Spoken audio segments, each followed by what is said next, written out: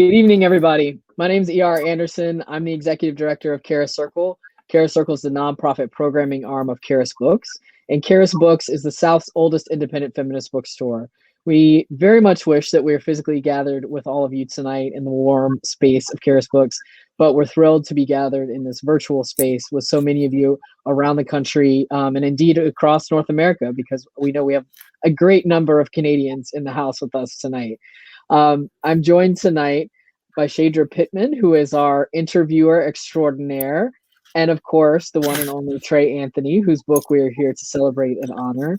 Tonight's event is co-sponsored by ZAMI NOBLA, and ZAMI NOBLA has been a long-time partner friend of Charis's for as long as I can remember, really since the early days of ZAMI, when ZAMI was primarily geared towards the scholarship. And it has been a deep honor and a privilege to see ZAMI continue to grow in her strength and in the various things that ZAMI does and the mission that ZAMI serves. And, the Biggers House continues to be a wondrous kind of thing for Atlanta. And I know that it's going to serve as a possibility example for other communities. So to all the ZAMI folks who are here on the line watching, thank you for all you do.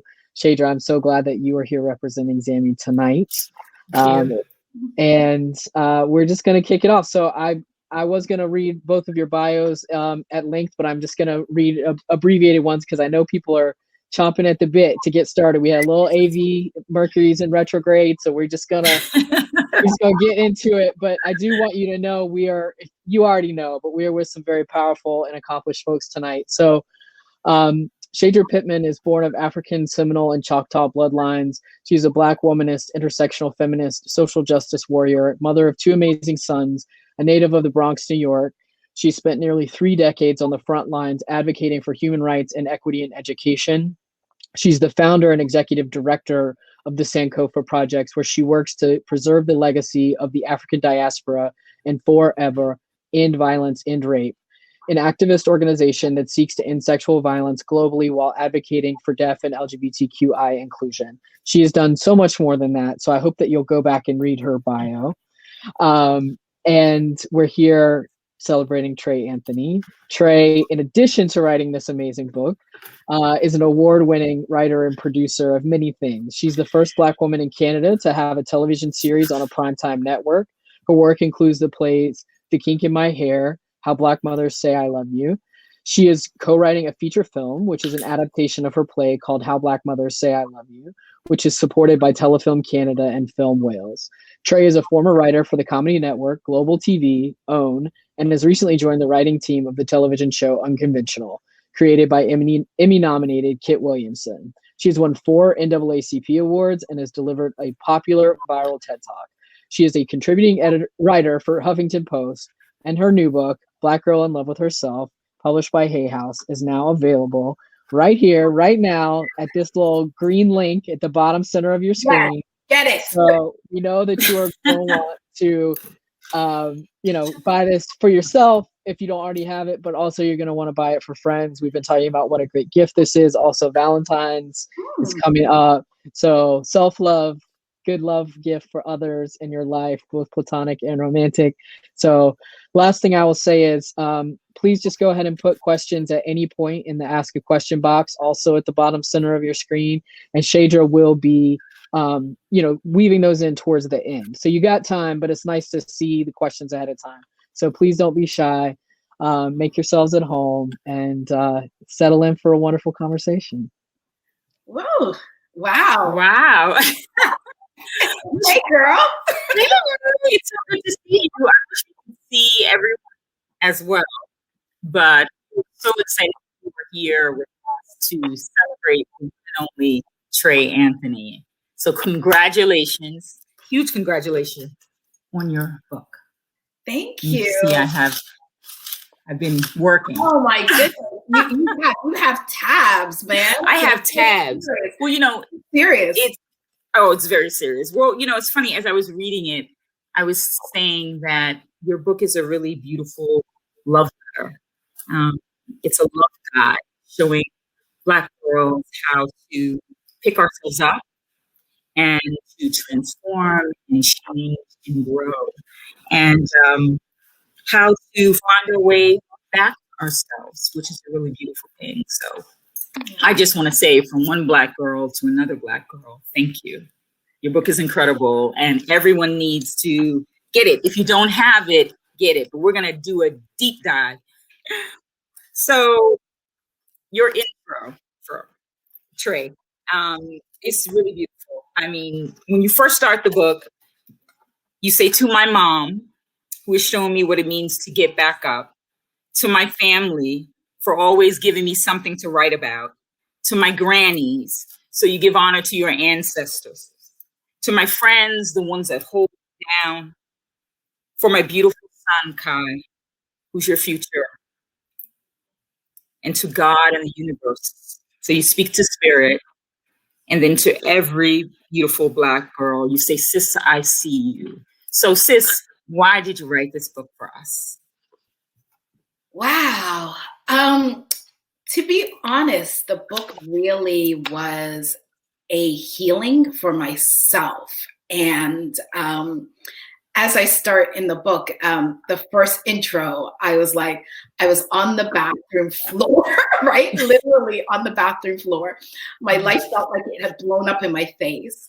Mm-hmm. And I clearly got a message from the universe and God when I was like, God, I want to live like this. Yeah. And I don't want to die, but I don't want to live like this. Yeah. And I got the clear message, and I just got silent. And it said, make your mess your message. And heal others if you talk the things, right? Mm-hmm. And I don't know about you guys' universe, but my universe talks to me in patois a lot, right? So I'm so glad you said that. Right, so it said talk the things, and I was like, okay, let me big up the Jamaican crew and all of the Canadians who are listening. Big yourself up. Right. You know me, I have to shout you guys out. I know they're all there listening, and my Atlanta crew and everybody else. But yes, the universe just said to me, talk the things. And I decided that's what I was going to do. Yeah. Well, I'm so glad that you mentioned that, because when I was reading it and I saw talk the things, I said, she is doing this. She's bringing in the Jamaican culture, and it reminds me of how Zora Neale Hurston wrote. She spoke in Black vernacular. She spoke like her people. And so I thought it was so beautiful that you did that. And you've really immersed patois in your book in a beautiful way, which gives a homage to your grandmother and your mother. And so for you, Jamaican origins, wound up in England, then Canada, now the United States.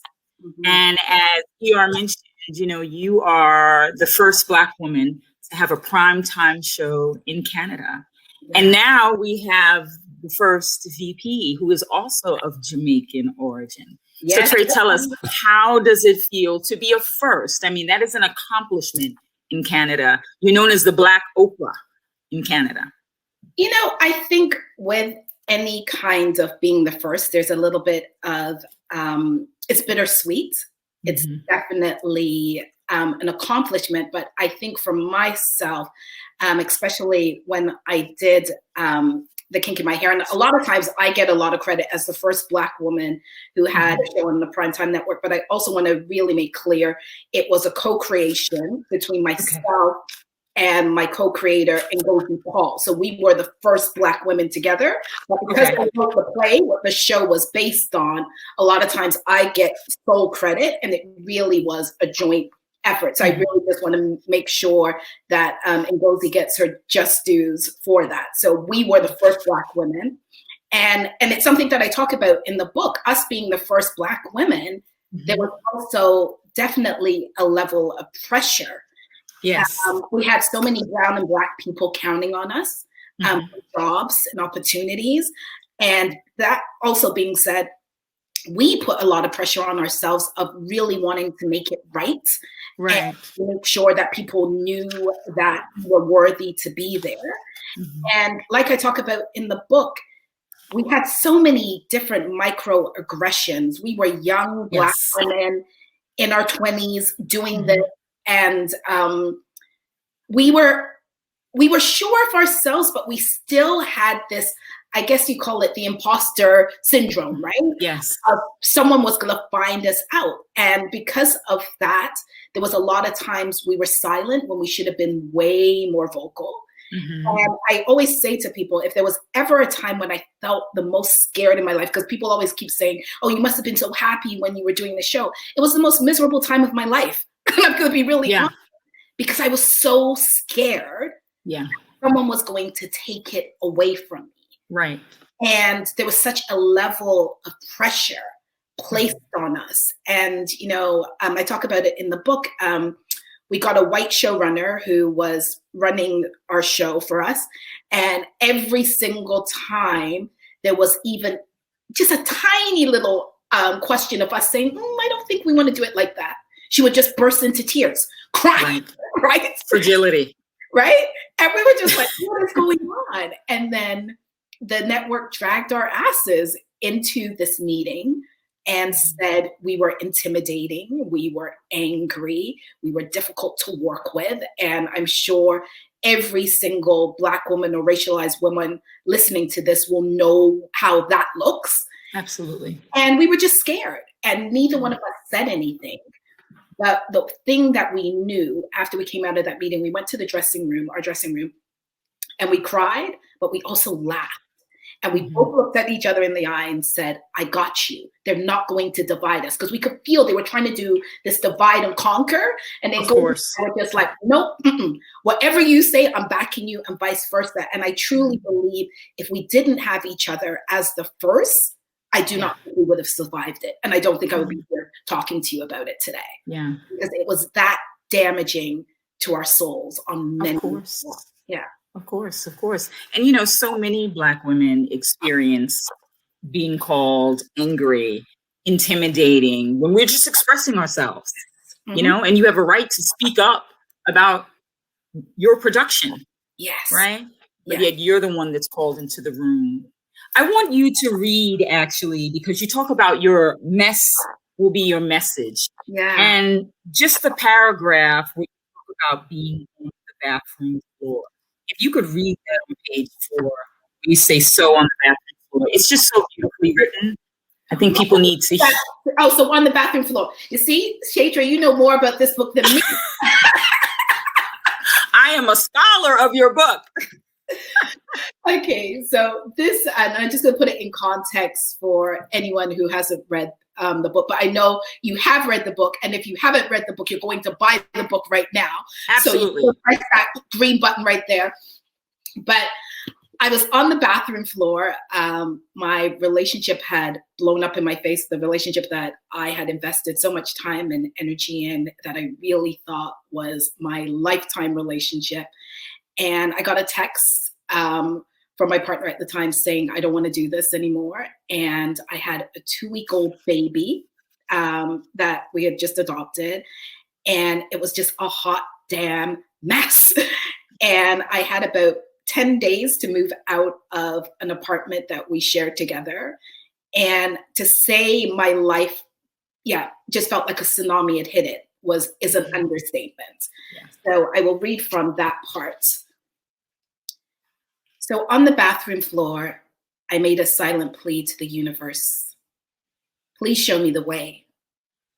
I don't want to die, but I don't want to live like this either. I begged the universe to show me the lesson in this. I broke down, weeping, my wails matching my baby's. And suddenly the baby stopped crying, and it was as if my entire world had stopped spinning. I heard a whisper, a soft voice from within that said, tell the truth. Tell the ugly truth. Tell all of it. Talk the things. Your mess will be your message, and it will free others to live their truth. A calmness came over me, and I knew the universe wasn't done with me yet. I had experienced a lesson that wasn't just for me alone, a divine assignment that I needed to share with others, a lesson on what to do with your life when it doesn't match up to the curated version that you have displayed on Instagram, on what to do when you are not chosen, what to do when you forgot how to love yourself because you were counting on someone else to love you. What to do when you didn't even know how to love yourself in the first place. Finally, I needed to share with Black women how to get back up from being a crumpled mess on the bathroom floor. Because sometimes, girl, you gotta get up and write a new chapter. A chapter that you were not expecting because you thought you had finished the damn book. Slowly and painfully, I rose from the bathroom floor. It was 4:50 a.m. and the baby was due for his 5 a.m. bottle. I had to pull it all together. I took a long, hard look in the mirror and I saw a Black girl staring back at me with tears streaming down her face and snot running from her nose. I looked at her and I said, "Hey, Trey, we are going to love you a little bit better starting today. Starting right now, you're going to be a Black girl in love with herself." Yeah. No, it's beautiful. Thank you. To have the courage to get back up. And, you know, you talk about your mom, your relationship with your mother, and how she taught you how to get back up. So a couple of days or some time after that, your mom showed up, right? Your mom reminds me of the quote that love is a verb, because she showed up at your door. And how did she help you get up? Well, my mother, it's funny, my mother's watching right now. Hi, Mom. She's hello. Praise Mom. At the same time. So she's in the other room, which is funny. But, my mom came with my sister. And like I said in the beginning of the book, it's something where my mother has always taught me how to get up. Like my mother's had a difficult life, to say the least, right? And if one thing that I've watched from her is her ability to get up time and time again when life doesn't show her, you know, the softness and gentleness that she needs. But in that, as I said in the book, what I knew my mother expected from me when she came to see me was I needed to get up. And there's a scene that I write in the book where I said my mother burst into the room and she was upset with me because I hadn't put the baby to bed yet. I hadn't bathed him and I was on the schedule. And at this point in time, I was still trying to figure out everything, you know, and I still was basically falling apart. And I said to my mom, you know what, I'm not doing well. And it was the first time I actually allowed her to see the pain. And I knew she didn't want to see it. And my mother said to me, you can't make this kill you, right? Like you can't make this destroy you. And she said, remember whose daughter you are, right? Like me and your grandmother had it way worse. And as I said in the book, a lot of times I feel as Black women, our mothers give us this pep talk. And yes, we need those pep talks to get back up, because God knows the world is hard on us. But at that moment, what I needed was a safe space and permission to fall apart. And I said, I realized I needed to fall apart, and my mother wasn't that safe space. I said, my mother could give me all of the pep talks in the world, but what my mother had never taught me was how to be vulnerable as a Black woman, how to say, hey, you might want to cry about that, or hey, I can understand you feeling scared. I can understand you feeling weak. I can understand you wanting to break apart, and you need to do it over and over again. But for my mother and a lot of Black women, as I say in the book, vulnerability is not a safe space for us. And it's something that we have to really re-examine and really think about the messaging that we give to other Black women. And I said, even myself, I had been guilty of that, where any of my friends who were going through something, I would send them, you know, Audre Lorde posts. I would send them, Angela Davis posts. I'd be like, girl, you got this. Don't worry. And I said, I've never, ever said to any of my friends, I feel you. And I understand why you feel scared, or sis, you may want to cry about that. Instead, what I would give them is this motivational talk. And I said, we really need to look at how we create safe spaces, not just for ourselves, but for each other. And we have to really re-examine the dialogue that we create for each other around the strong Black woman, because it's not working for us. And it definitely wasn't working for me. Right. Well, and I think that's so true. I mean, we carry as Black women the generational burden of racism, sexism, misogyny, right? So we have these intersections of obstacles that we face. And so our mothers, have taught us, get back up. We don't have time for that. We don't have time to cry. We don't have time for therapy, right? We don't have time to, and you speak of that in your book about yoga and journaling and all the things that you were doing around self-care that were foreign to your mom, to your grandma, and to my mother as well, because they didn't have the time to think about how they felt. They just had to keep going. Yes. So how wonderful that you took those lessons and decided to create something for yourself and for all of us that could teach us how to self-care and self-love. Yeah. So you were born on February 18th, as you know, which is the Queen Mother's birthday, Audre Lorde. It's Audre Lorde. And so, so you, two queens, you quote her in your book and you say, she says, we have to consciously study how to be tender with each other until it becomes a habit. Because what was native has been stolen from us, the love of Black women for each other. So how do we work on being tender with ourselves? You've done a beautiful job, I have to say, in this book. For those of you that do not have the Bible, you start your chapters off, which I love, with these, so I'll do chapter 2, the strong Black woman, right? And then you have Black Girl playlist. And then you give us songs that we can pull up, which I love. So chapter 2 is a Black Girl playlist, Ladies First, Queen Latifah. So tell me about that, the influence of music in your life. You have everything from Tupac to India Ari to gospel to the last one I was listening to was the kind of Caribbean about being a queen. Yes. Oh my God, it's a great song. So tell me about music, how music has helped you heal and get up. I think for me, music has been such an integral part of my life. For those who know me from way back will know that at one point I was in this rap group in grade 9 and I wanted to be a rapper.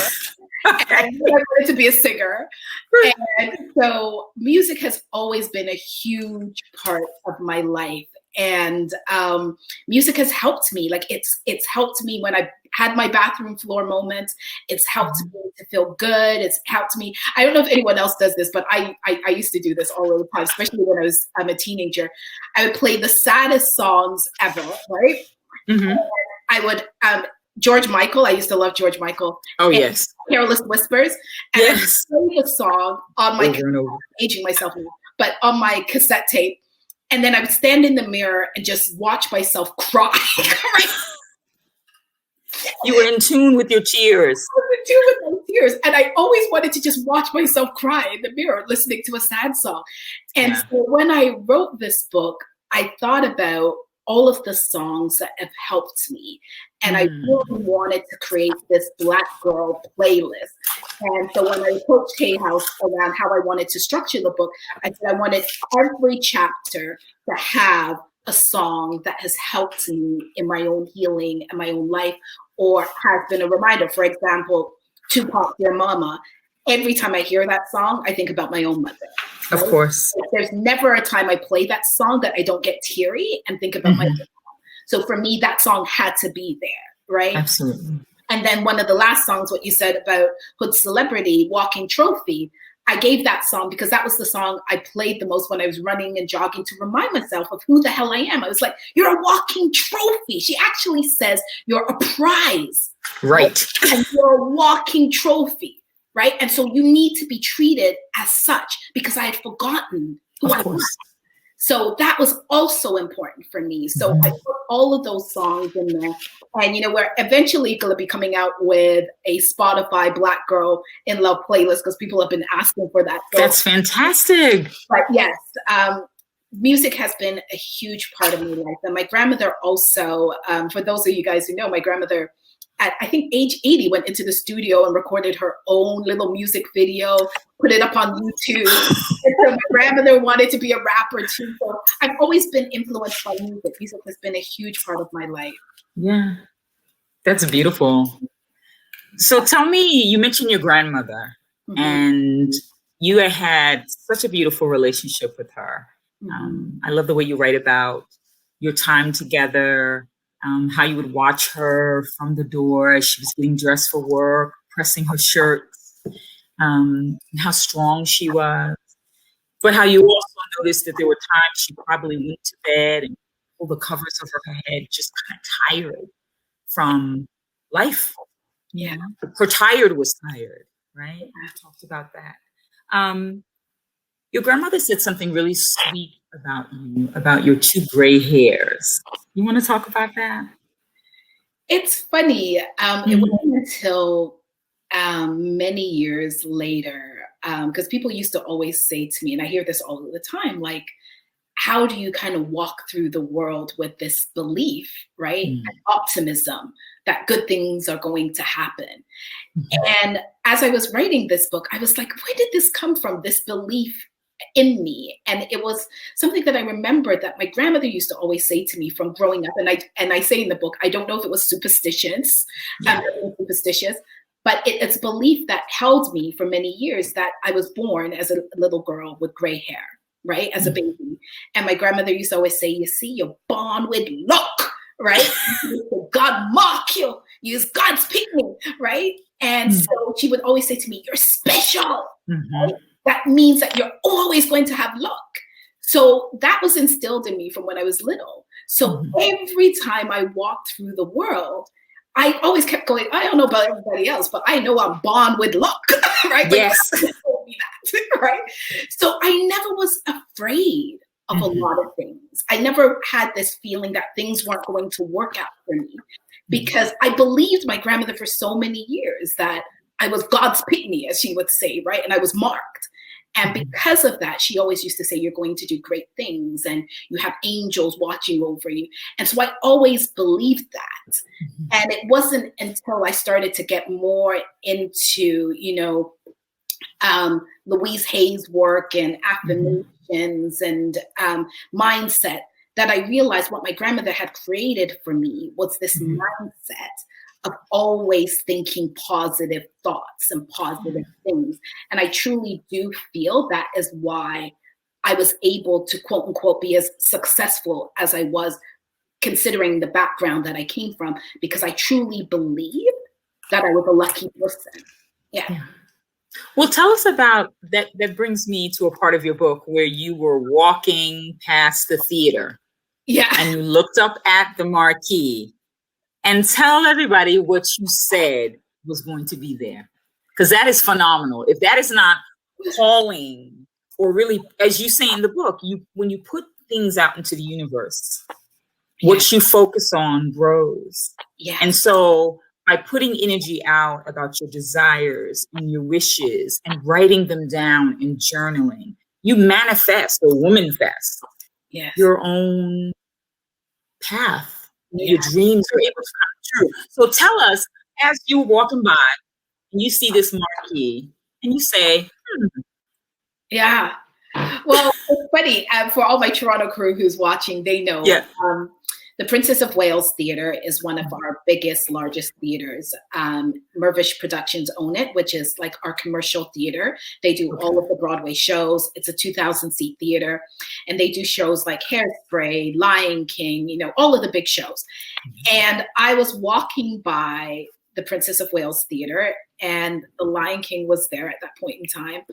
And I had never written a play. I had not done anything. And I cried and I said, one of these days, my play is going to be in the Princess of Wales Theater. And my friend who I was walking with kind of was like, okay, right? And I just knew, and I just always held on to that. And I kept, even after I wrote The Kink in My Hair, I kept saying to myself, it's going to be at the Princess of Wales Theater. I just held this belief.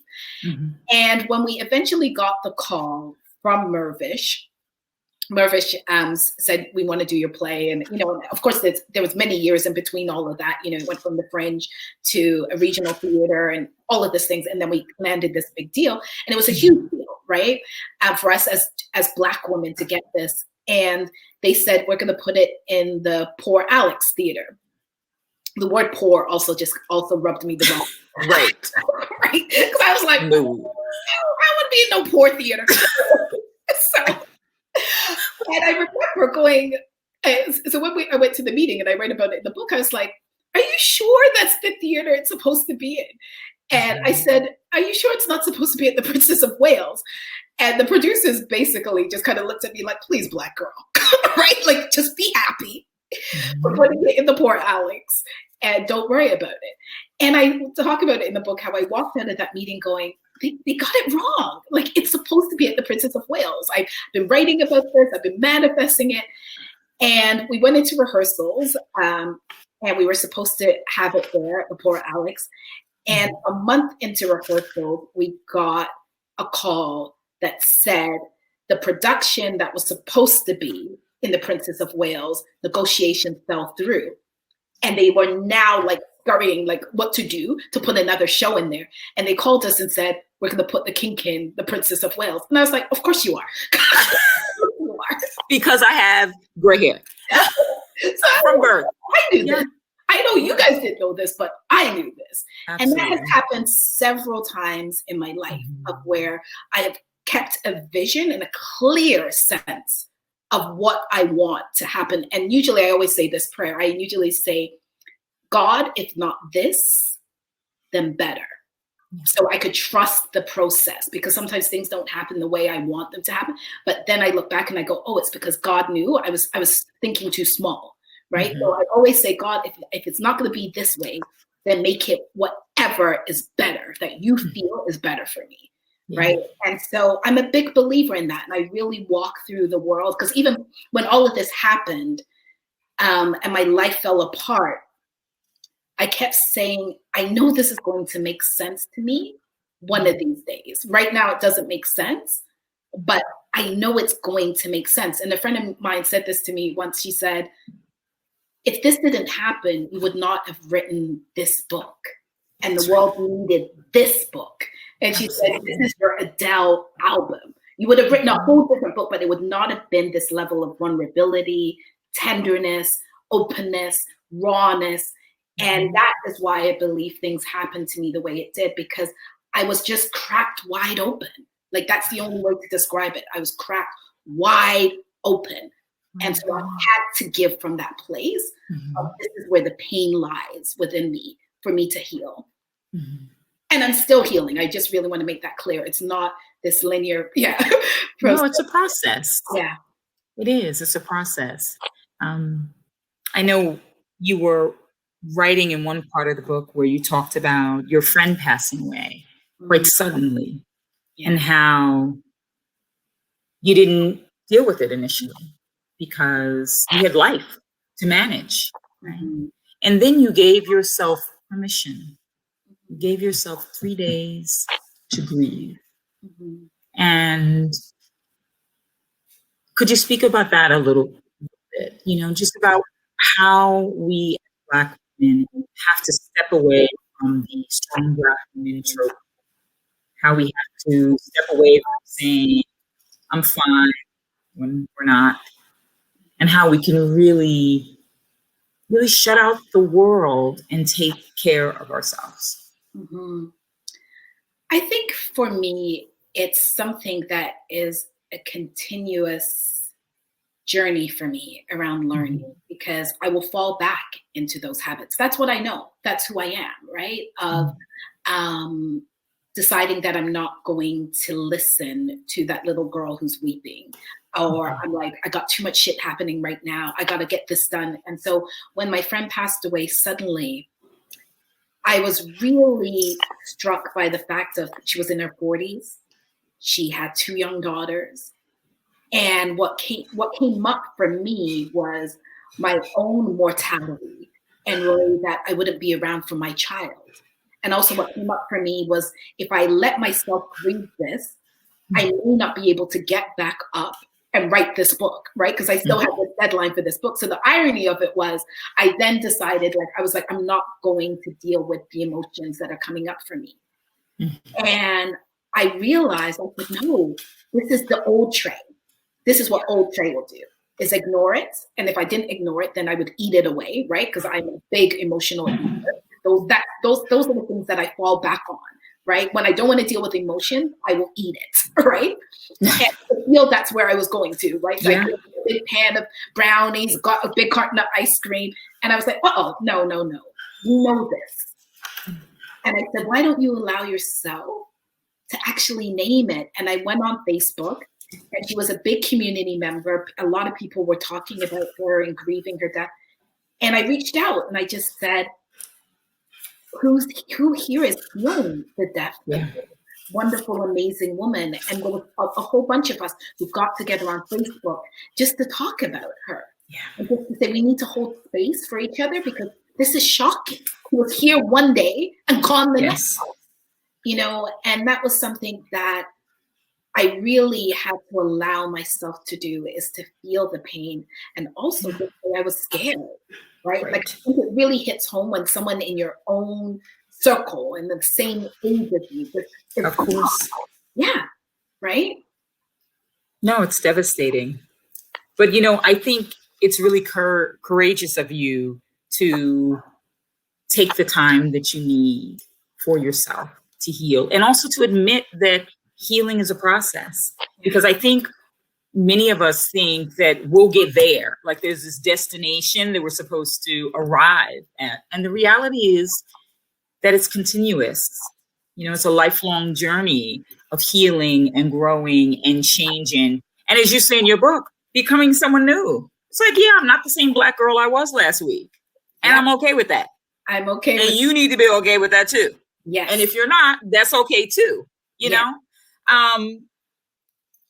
Speaking of friends, I want to speak about your relationship with your girlfriend who showed up at your door at 2 a.m.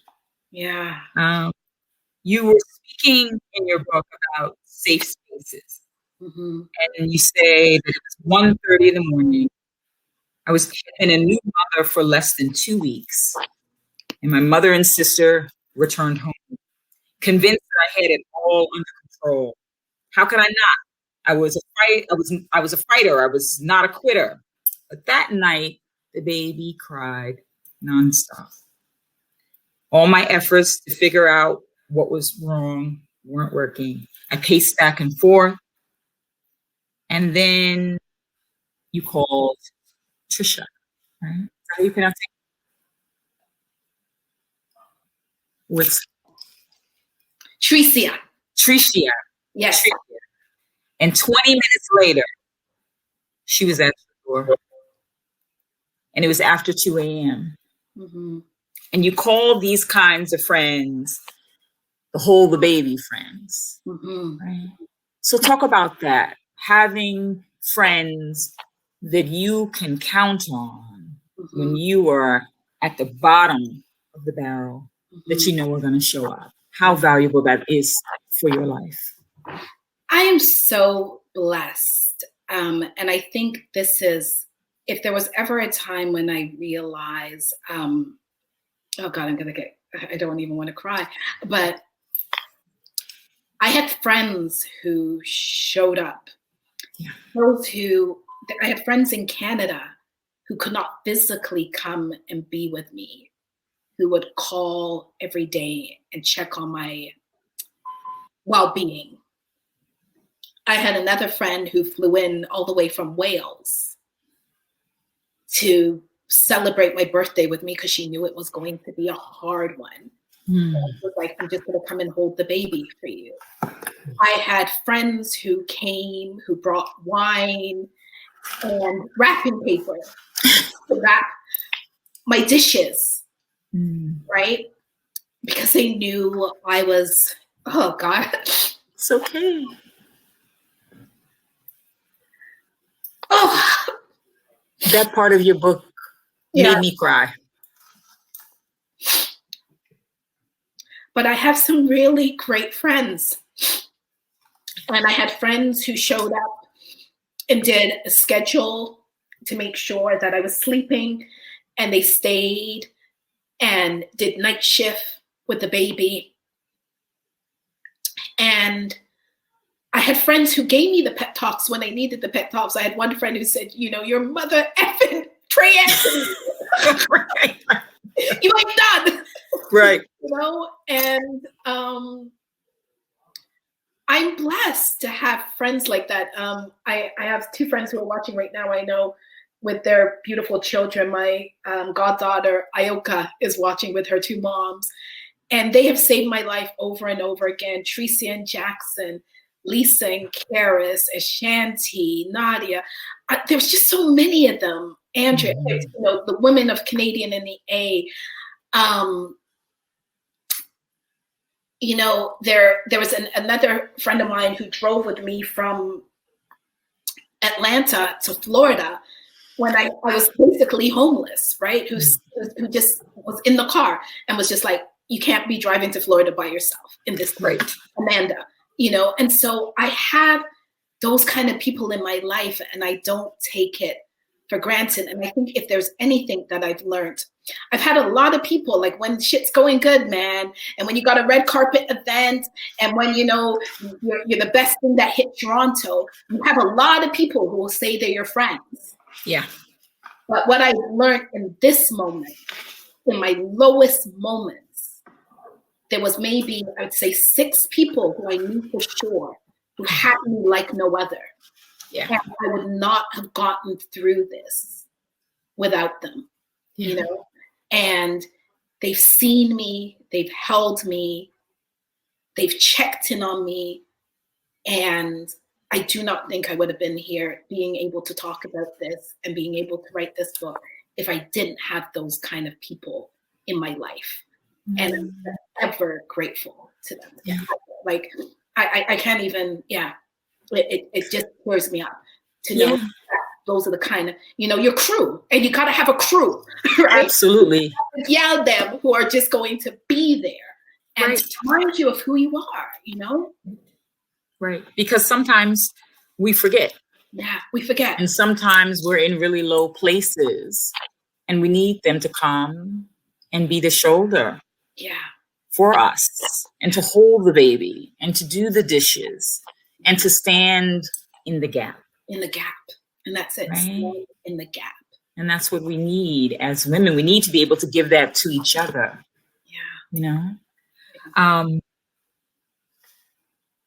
Yeah, that part really moved me. And I had friends, and I want to also say this. I had friends who financially would just send me money, and because they were worried, and they knew, as someone who did what I did, as an entertainer, speaker, writer, producer, all of my shows were being canceled left, right, and center. And they knew that I didn't have it the way I wanted people to believe that I had it, right? And I was just living off my savings at this point. And they would show up with diapers, put money in my account, and without even asking. And they were like, I'm not even going to tell you because I know you're going to say no. Say no. Right? And they would just give me gifts of diapers and stuff for the baby. And it just really, you know who your friends are when you have nothing left to give anybody. That's who your friends are. Well, and I love how you identify in chapter 3, sis, who's got your back? Okay. And so the Black Girl playlist, my beloveds on this crowd, podcast is Friends by Jolie Watley. Okay. And so you identify a couple of friends, which I think clearly we know what kind of friend Trisha, right? Am I saying that right? Tricia, yes. Trisha. But then you spoke about the camera ready, good time friend. Oh yeah, and I've had a lot of those. Air kisses. Tell us about her. As I mentioned in the book, I had friends before who were, you know, they were my friends who, when all is good, you know, I mean, they're there. They're the ones who are, you know, if you got a red carpet event, you could put them on the guest list. If they can say, oh, I know Trey Anthony, man, they're there. But you also, and I was very aware, those friends were not there at my lowest point. You know, and I talk about those camera ready friends. And sometimes we got to be really selective about who we're calling friends, you know, and I used to do that. Be like, oh, that's my friend. That's my brethren. No, right? No, know who your circle is and be really aware and watch. You know, I think there was a saying I saw where it said, be careful of who always shows up to reap the fruit, right? But they're not there to plant it with you, right? But they're going to reap it. Right. And that was a big lesson that I learned from many years of friends who, when I had my TV show and when all was good, they're all there, right? But when things ain't going so well, you ain't hearing from them, right? So you got to also, and you also have to watch who claps for you. And I say this a lot of times, even when things are good, you got to watch who's bigging you up, who's clapping for you, and who's not giving you a little side eye. You know, I posted a saying the other day, a meme what said, be careful of who you let in the boat, because some people will sink the whole damn boat because they can't be captain. Oh yeah. Oh yeah. Right? I love that one. Like that, who would want to sink the whole boat because they're like, always gotten up there, so I'm just gonna sink it. So those are the things that I watch, and I think if there's one thing that I've learned about myself is I'm an observer, and I may not say nothing, but I see how you move. I see how you move, right? How you don't move, right? Right. And I trust my instincts now, and that is something that I talk about in the book. Be very careful about who you are saying is your friends, right? And be very selective, because not everybody's got you. No. Like Oprah says, you know, you can't be friends with people who want your life. Oh, yes. So regardless, whether it's your relationship, your career, your success, and like you said, Trey, you know, we have to pay attention to the people who don't clap when you win. Because what is that saying, right? We don't want people around us who are jealous. We want people who we can inspire. They can inspire us. It's a reciprocal relationship. And you talk about that in the book, about the percentages. Like, what are you getting out of these friendships? What happens? How do you feel when you get off the phone? Do you feel drained? Do you feel inspired? And I really love that you do that, because it's a check-in for ourselves. You know, it's in the back where she says, sis, get your mind right. And during that part of the book, it's wonderful because you ask questions that we need to think about and journal about. And then you give really wonderful affirmations that we can speak to ourselves and speak into existence. The other friend that you mentioned was the bag of bad news. That's the one that's every day is rainy. Every time she's hurting. On her birthday, she's having a hard time. I mean, she's just really broken, sadly. And so she can't see the good. So tell us about her.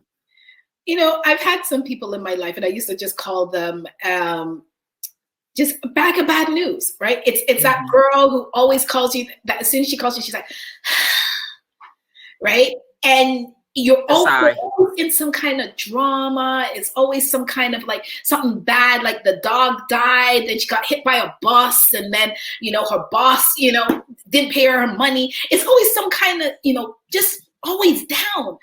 And I realized, especially for myself, who tends to be a really optimistic person, I used to attract a lot of that energy because they came to me to pick them up. Right. And I had to be really careful about, and I used to give that energy, you know, of being like, come on, okay, it's not so bad. And then I realized it's draining. It really is draining. And so I had to really stop allowing that kind of energy into my life, or that if not allowing it, then at least limiting it, right? And so I say that you have to be very careful about who you're choosing, because the bag of bad news friend, the camera ready friends, you know, there's you know them. As you're reading the book, you will go, oh yeah, I know who that is. And the sad thing is, you may be reading the book and go, oh, that's me. Right. Right. Well, it's true, because it makes you think about how you're showing up in the world. Yes. You know, you don't want to be the drama Diana friend. No, you don't want to be the drama Diana friend. You don't want to be her. Yes. Right. So you got to be careful, like, to make sure when you read this book, and that's one of the things that was important for me in the book, is to be really honest and also give you things that make you think, but also make you laugh, but also for you to see yourself, right? Because we all show up and we all evolve too, right? We all change in certain ways. There's many of my friends who are listening right now who could say, I was the drama friend for many years, right? There was always some kind of drama, and I had to stop that, right? So you have to evolve sometimes too, as well, right? And recognize, why am I creating this? Like, why am I always in some kind of drama, right? So it's not too late to change. Right. Right. It's a process. I mean, the whole life is a journey, right? And so we change and grow and evolve. And, you know, one of the things that we've been dealing with has been this Black Lives Matter movement, right? And so in the midst of the movement, where Black lives are not valued, Black women's lives, Black trans lives are not valued. We have made partnerships and allies across, you know, the table with people sometimes that don't look like us. I love your book when you write about, can white women be our places? I thought that was really important, because especially in the climate that we're in, where it's so polarized, having a good white girlfriend, can you, right? Can you trust the relationship? And I love what you say about it, because this speaks to some of my white girlfriends. They can only ride with me if they're going to ride and die. Okay. Do you want to read this part?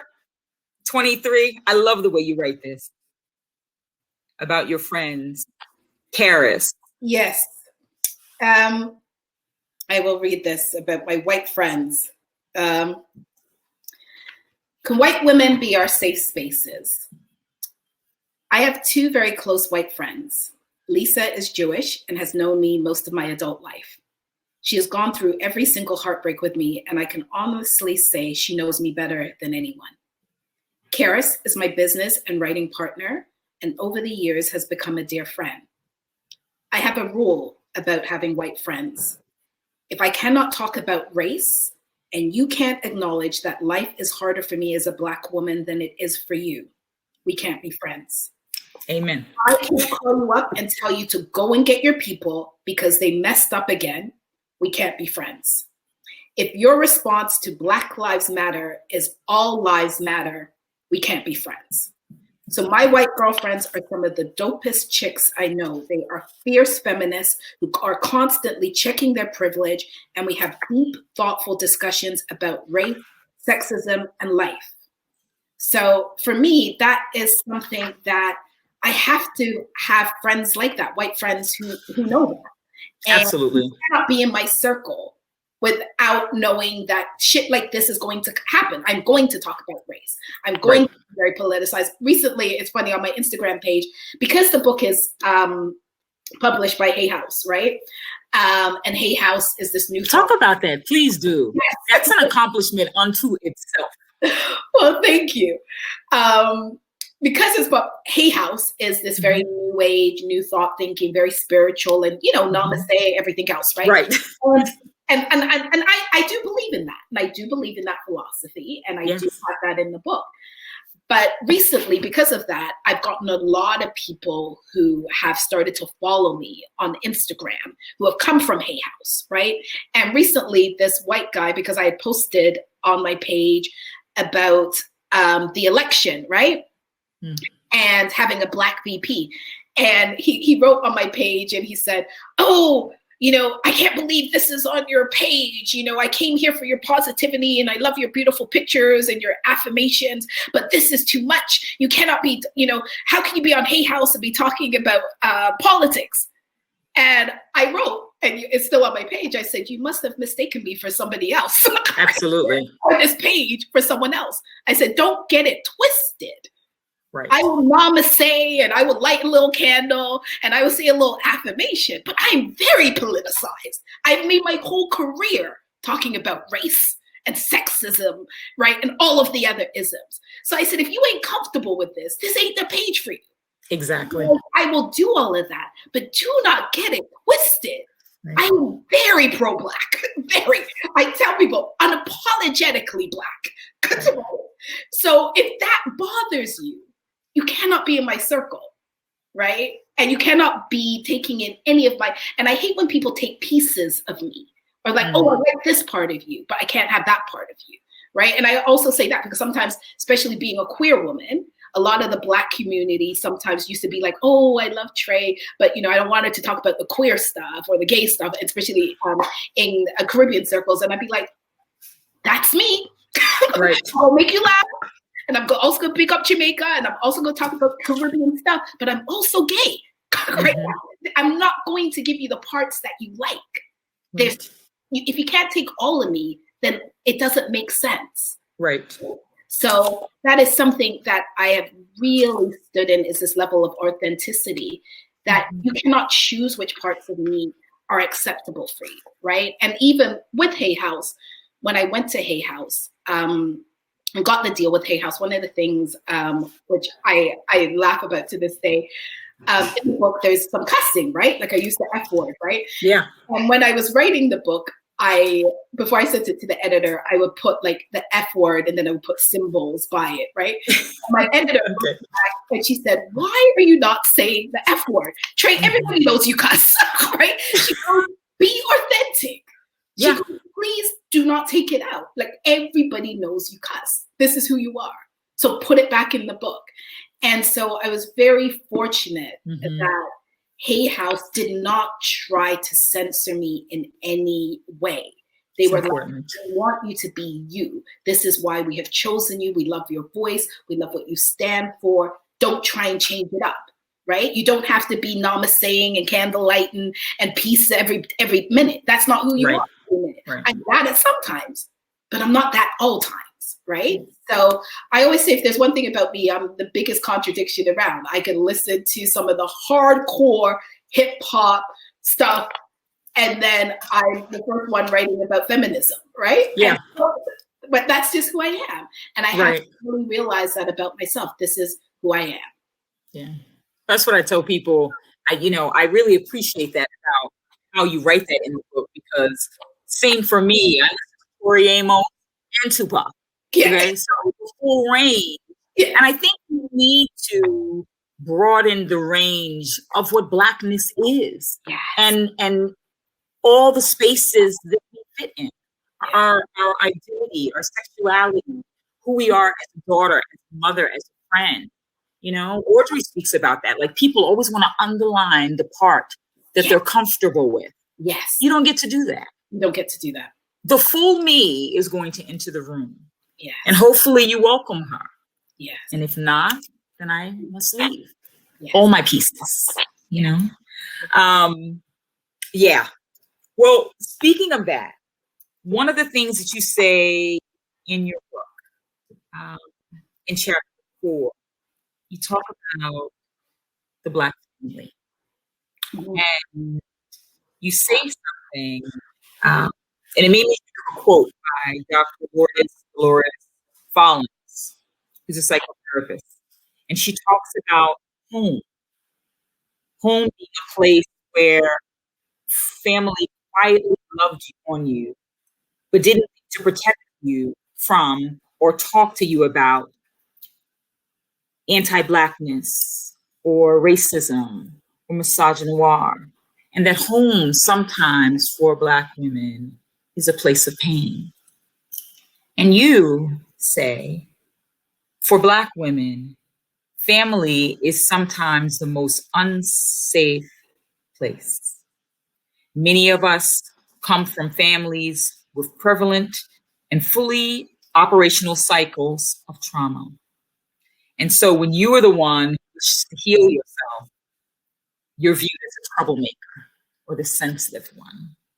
So talk to me about that, about the house and the safety and safe spaces for Black women. Mm-hmm. I think for a lot of us, and I know for myself within my family, even talking about the relationship with my grandmother was one of the people who I would definitely say has loved me the most deepest and the most fiercest, but also has created the most hurt in my life, right? And it's something that, to this day, I'm still working through in therapy around how she gave love, but also how she took it away when you did not meet up to her expectations of what she wanted for you, right? Of who she wanted you to be, you know? And I think also too, there's a lot of us who have grown up in families where we know the uncle has been molesting the kids and this same uncle is sitting at the dinner table,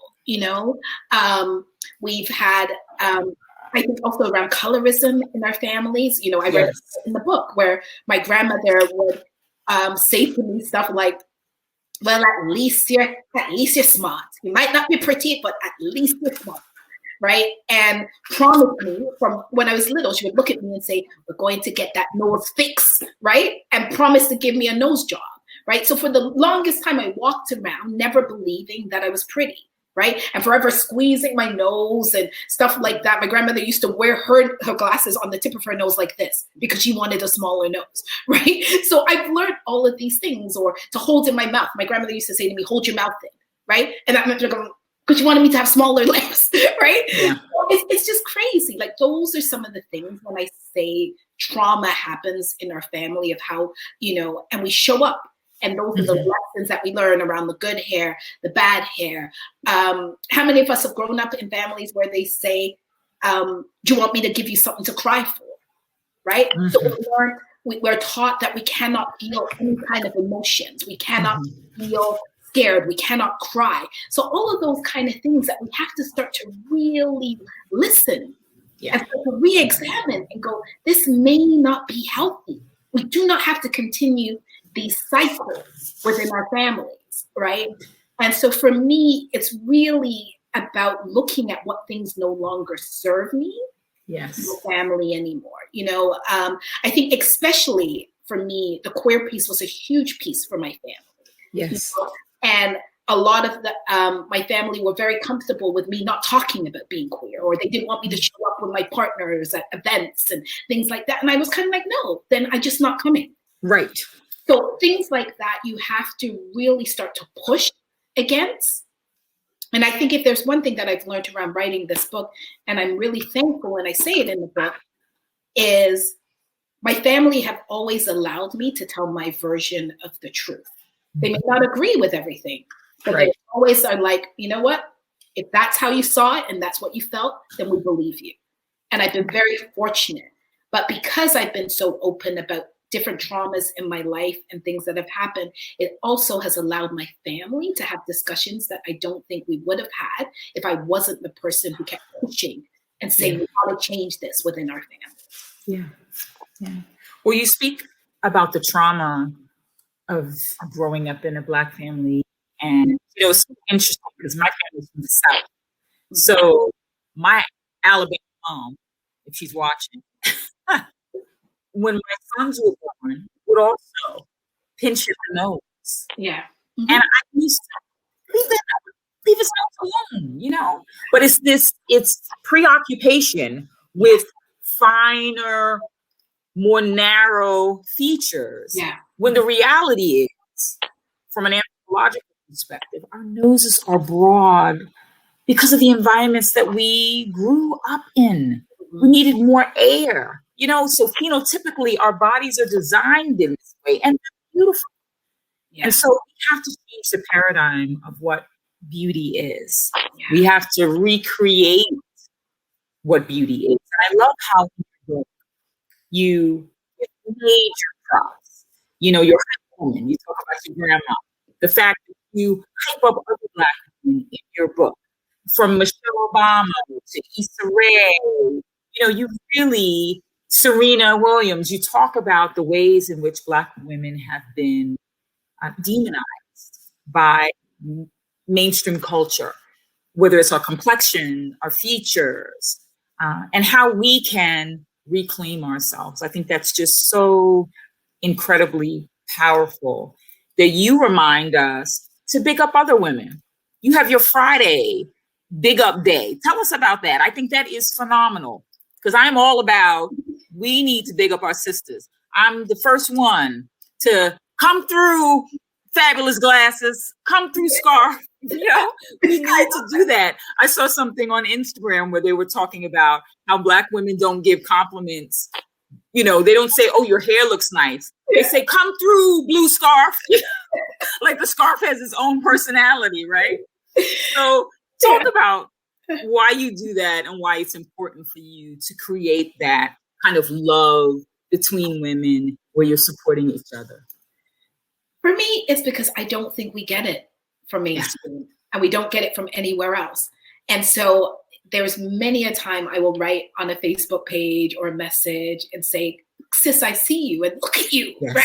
Or I'm proud of you. Because I think a lot of us, and I say this in the book, I didn't come from a family who said, I love you often. Mm-hmm. I did not come from a family who said, I'm proud of you, right? So, and those are the things that I craved and wanted, or I wanted someone to say I was pretty, right? Mm-hmm. Or something. There were certain things that I knew, like my family would always say she's smart, right? Or she's a good writer, things like that. But there were other things that I craved and wanted. And I think as Black women, a lot of times we want people to see us.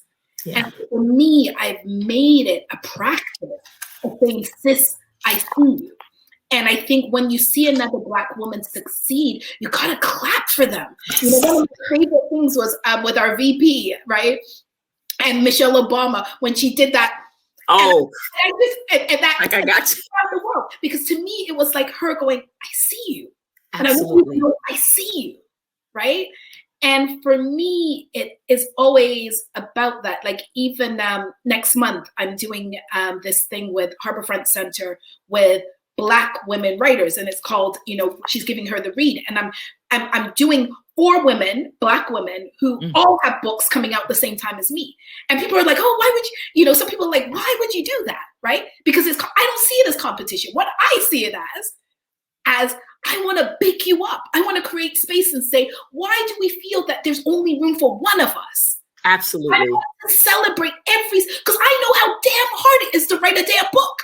So that's not something you take lightly. So I called up Harborfront myself and I said, I want to do this series on Black women writers who have books coming out, right? And I said, I want to give them a space to celebrate because I know what it takes to sit down and write a damn book. Yes. And I want to big you up.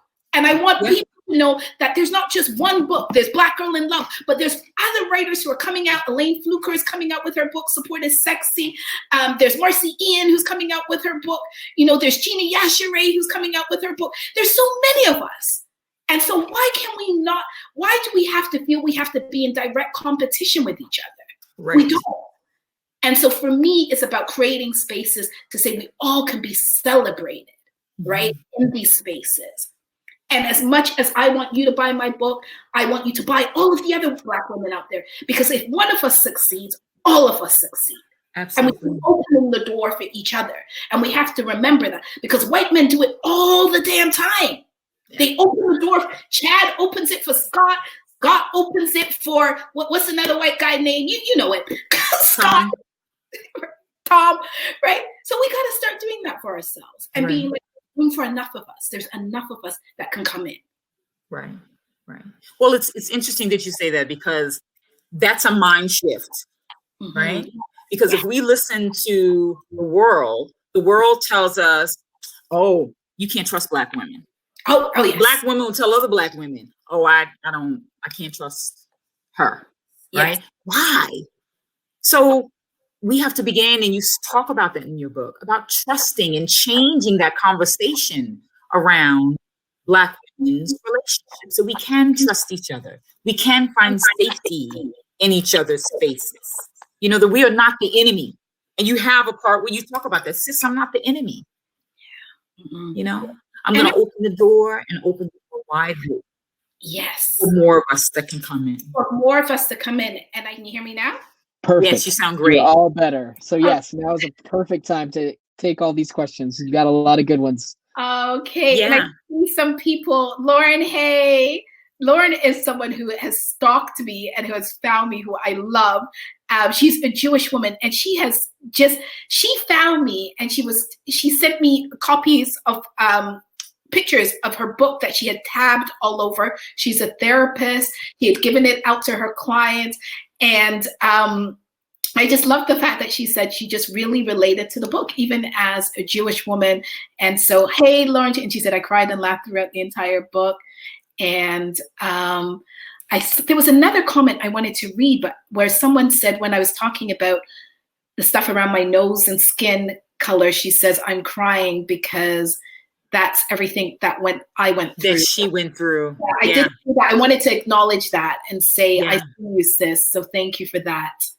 Yeah. Oh, Lauren said, I'm white, Jewish, queer, and I so relate to you in this book. Yes, girl. But you know, that's the beautiful thing. And let me just say this about your book. While it is about a Black girl in love with herself, the topics that you write about are so relatable, and they transcend to a human level of what it means to be a woman, to grow up in, let's say, if it wasn't a Black family, maybe an Italian family. Mm-hmm. And maybe you cut your hair really short and they wanted you to have long hair, right? There's all these things, these rules about how women have to show up. So I say, yes, it's written by a beautiful Black woman, but I think all women can glean something from your book. So I hope they purchase it for themselves and for their friends. Yes, and I'm telling you guys right now, okay? You know I don't mince words. Okay, I have to make this book a bestseller. And I've given you a lovely night tonight, and I need you get on it. I need you to click that green button, support Charis bookstore, because they're one of the few women bookstores around. How many bookstores do we have? Absolutely. We barely have any. Right. So support me, support Charis. Chadra showed up tonight, and she was an amazing host. So you buy the damn book. You've gotten a directive. Okay, look, I'm going to get some questions because the questions are coming in. Okay. Okay, so what myth, or let's see, about relationships? Let's see. Ooh, wait a minute.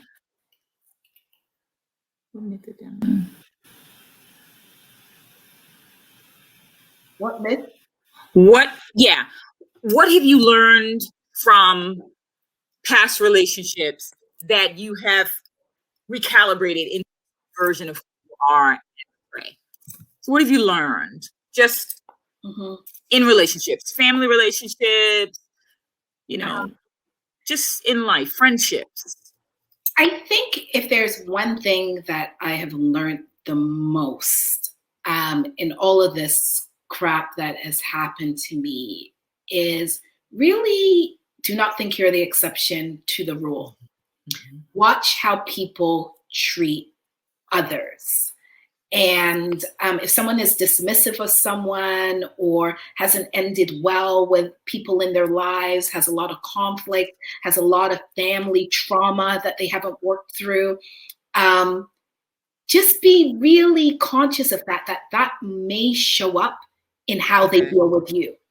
And I think I kind of walk through the world sometimes thinking I was the exception to the rule with partners. And I realize how important it is to really look at how people deal with trauma. Also look at how people deal with others who they feel are less than them. And you cannot underestimate how important it is for someone to have integrity, kindness, and empathy. Yeah. And I think I took those things for granted because in the past I had chosen people who had all of those things. And I also grew up with a mother and grandmother who were very kind people, very empathetic, who were, I talk about it in the book, how my mother would give me the shirt off my back. Right. I'm very similar to that.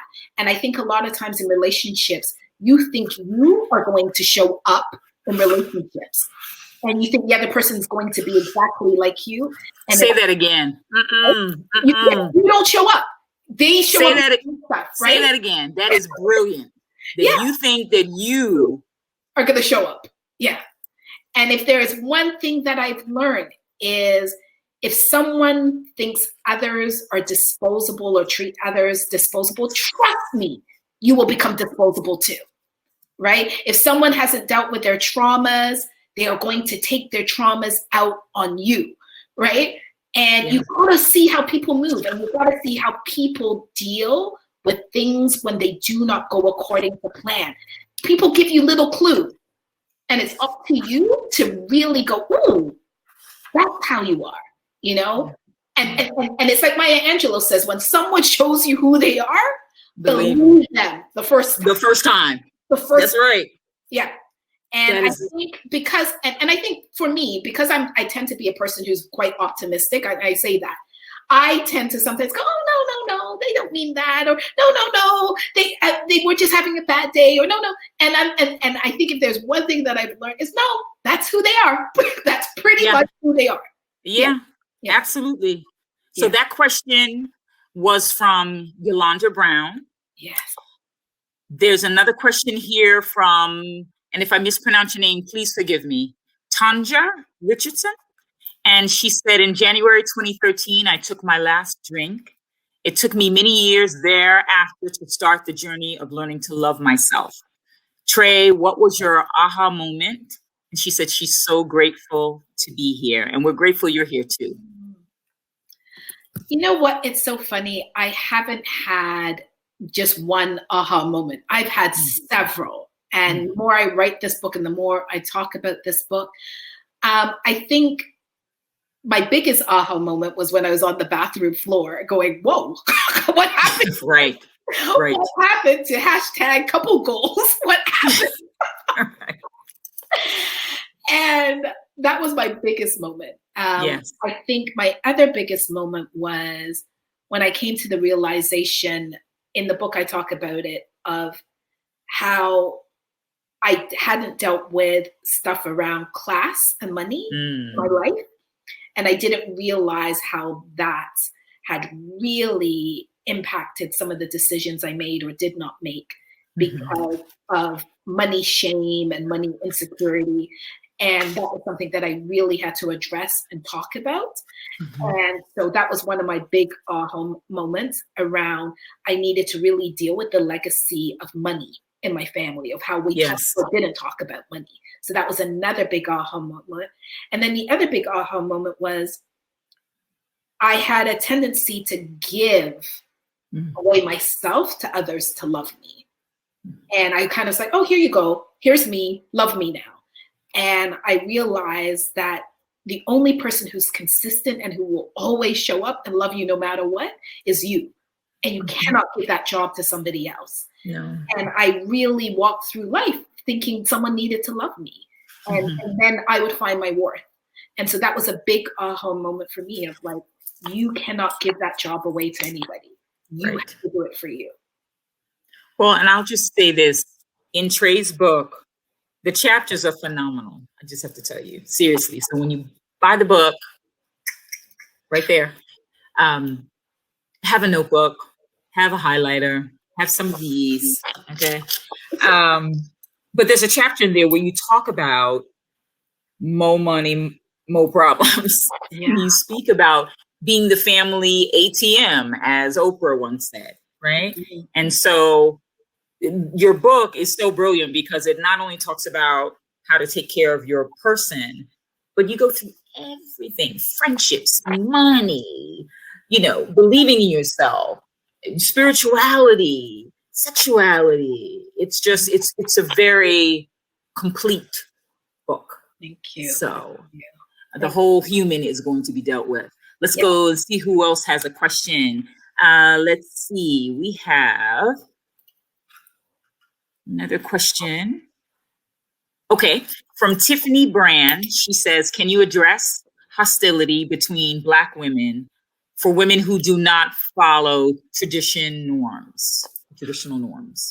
For women who do not follow traditional norms? Traditional norms, like the hostility where, I guess, for someone who kind of follows the rules of what a Black woman is supposed to be, it may be someone who is on the margins of,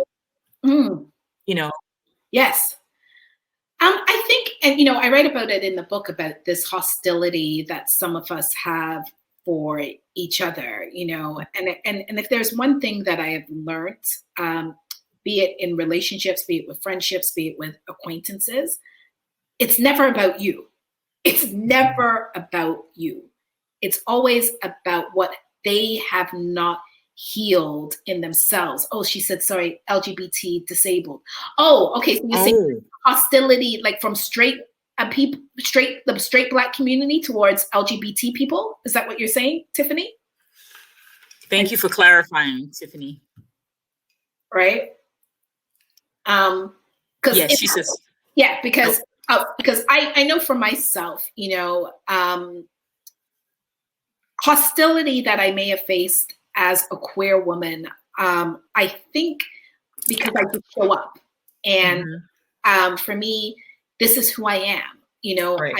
I'm unapologetic about it. Everybody knows that I'm queer. It's there. It's and I've been able, as people say, to kind of move in these circles. Like most of my quote unquote fan base are very straight Black women, right? Mm-hmm. But I think what they are attracted to in me is that I show up in a way of, like, I truly just believe that if you are yourself at all times, people will be drawn to that, right? Absolutely.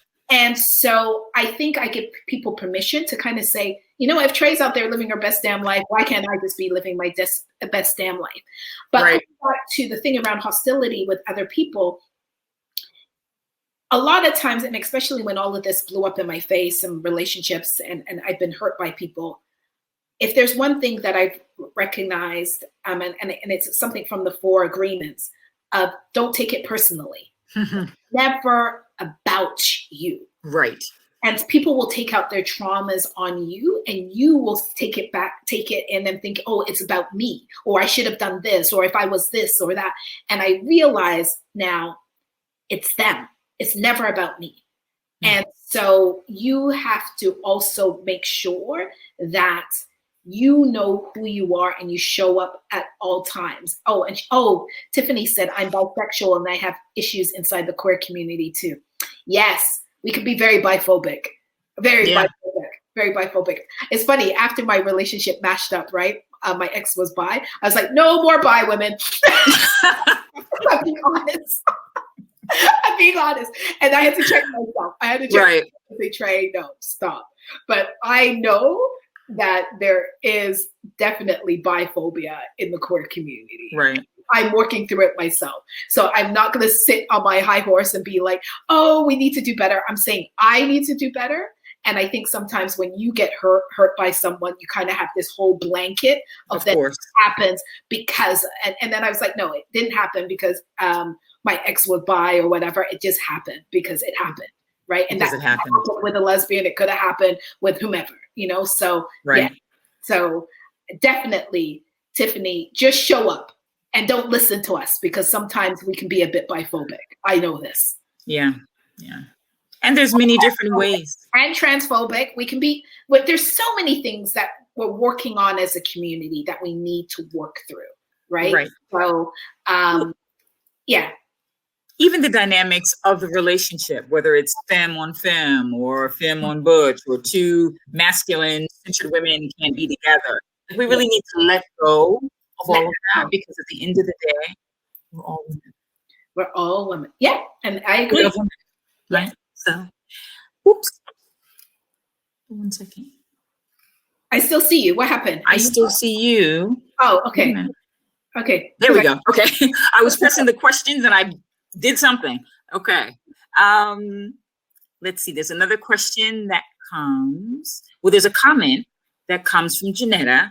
And she said, I just want to let you know how proud I am for you. Please keep keeping on. Oh, thank you. I love that. I really want to thank every single person who has spread the word, who has bought the book, who has sent me emails talking about how the book has changed their lives, who have snapped the book and put it on their Instagram and Facebook.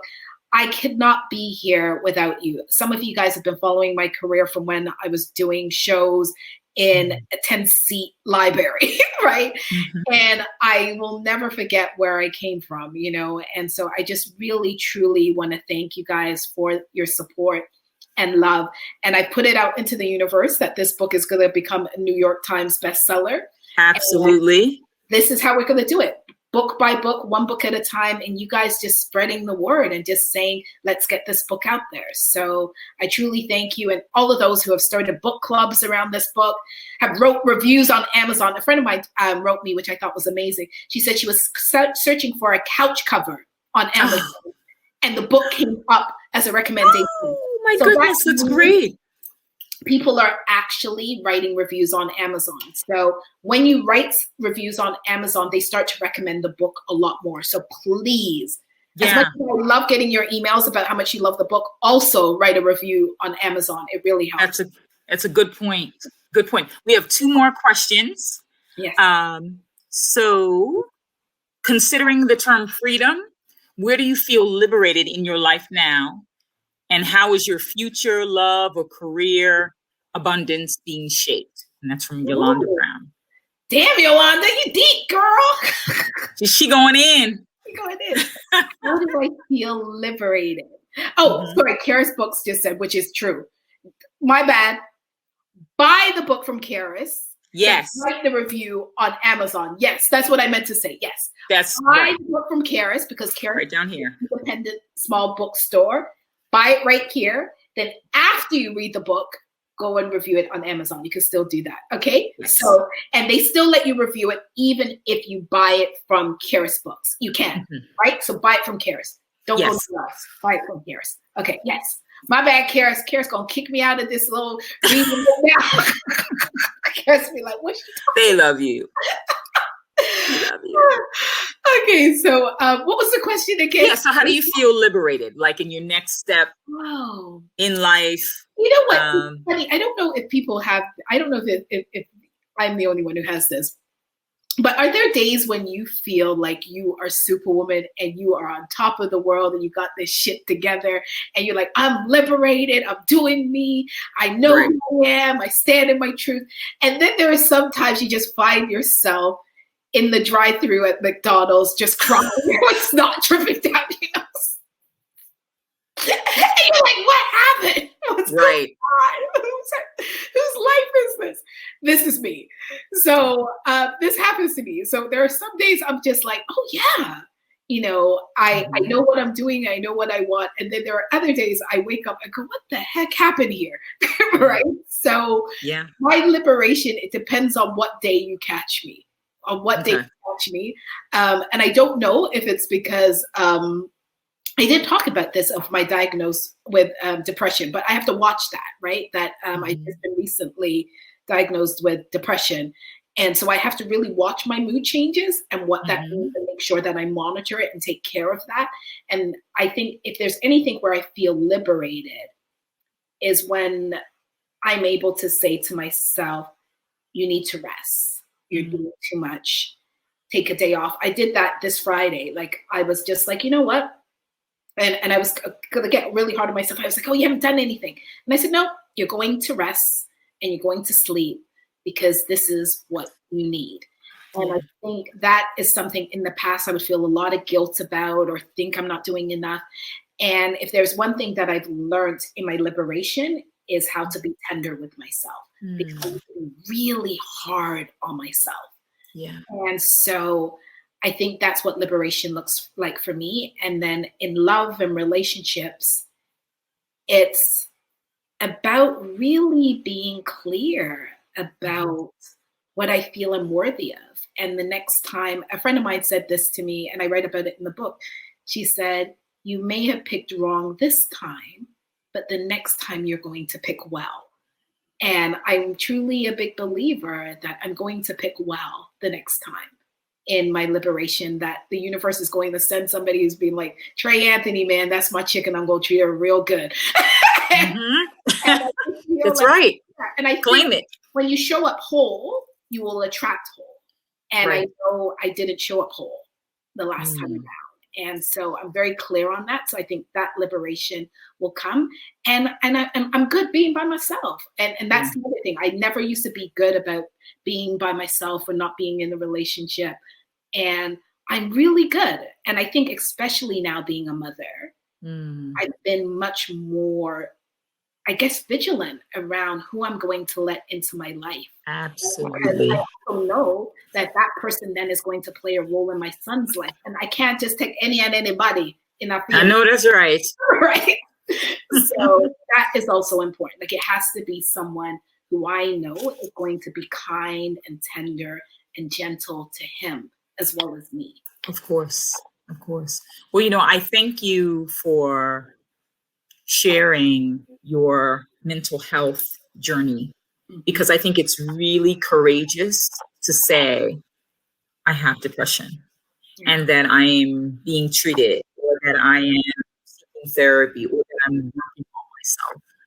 Because when you do that, it liberates other people. It takes away the shame and the stigma around mental health. Yeah. And, I was reading something from the American Medical Association where they were talking about racism being a public health issue, crisis. Oh, yes. And how, as Black women, so Black, woman, gay, all these intersections of identities and the way in which we show up in the world and how that affects our health. Oh, yeah. So kudos to you for sharing that in your book and being so incredibly transparent about your life. Because I think that's why, for me, why I loved it so much. Because I felt like I was talking to you. I felt like I really knew you. And I was like, this is great. I was like, I can't wait to talk to her on Sunday, the 31st. So we have one more question for you. And let's see. How do you see the book serving Black elder women and teenage women? I think it's so funny. I've seen a lot of women who have bought the book for their daughters, granddaughters. And I think that's essential because I think it really opens up communications for us within our family. I think for older Black women or middle-aged Black women, it gives us a chance to reinvent ourselves and kind of say, okay, you're never too old to learn something new. I love, just recently, a friend of mine, she had a birthday and I think she was turning 45. And she said her mother gave her the book for her birthday, and she gave the book to her daughter, who is 20. Generations. And I just thought, wow. Right? And so I loved that. That really, just healed my heart when I was like, 3 generations in a family are reading the same damn book. And I thought, when does that happen? And so I know then that this is a healing that's occurring in our community, a necessary healing that women are just not. And this is something too that Hay House said to me.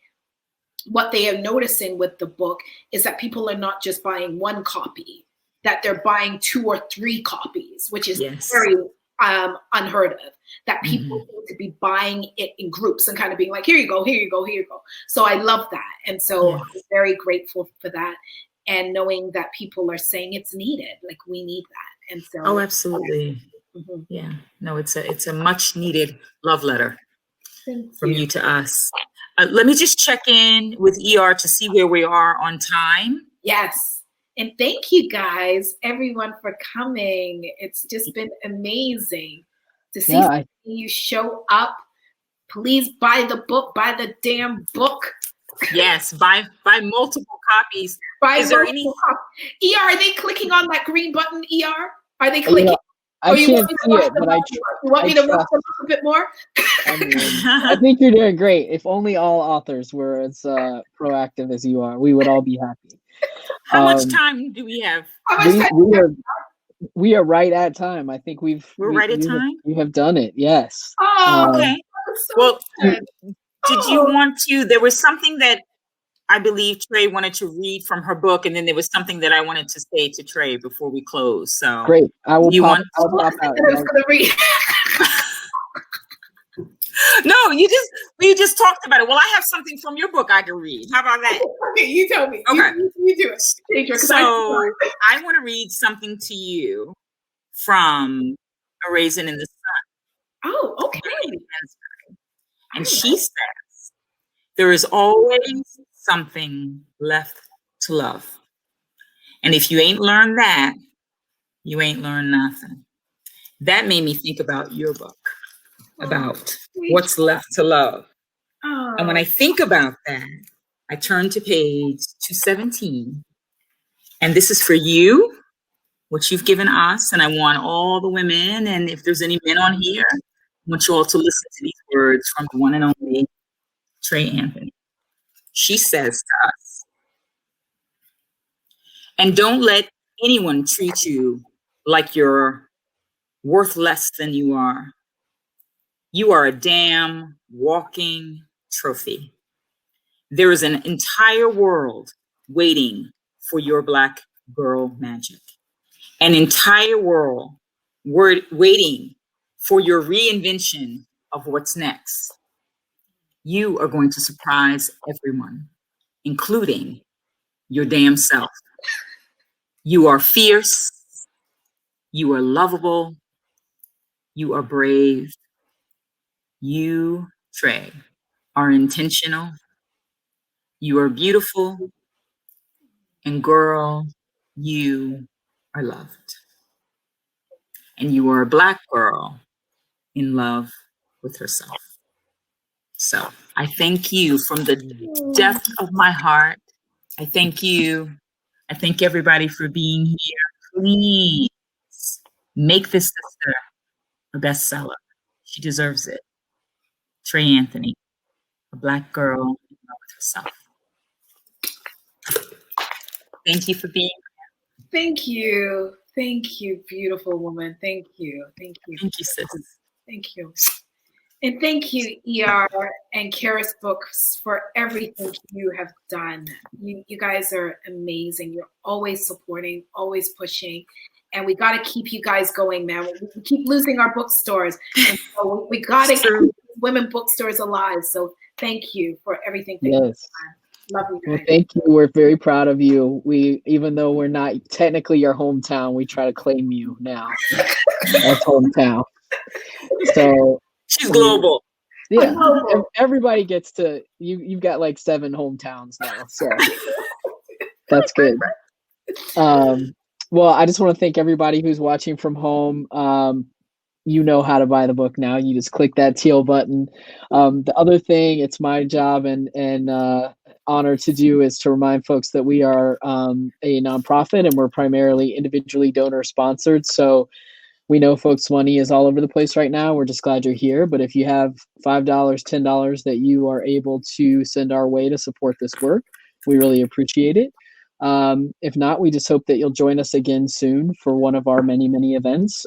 We do, between 3 and sometimes 7 events a week. So if this is your first time attending a Charis event and, you're from Toronto or one of Trey's other hometowns, and you don't know about Charis, we'd love for you to, you can follow us on Crowdcast, and you'll get notifications when we're doing new events, or you can follow us at charisbooksandmore.com.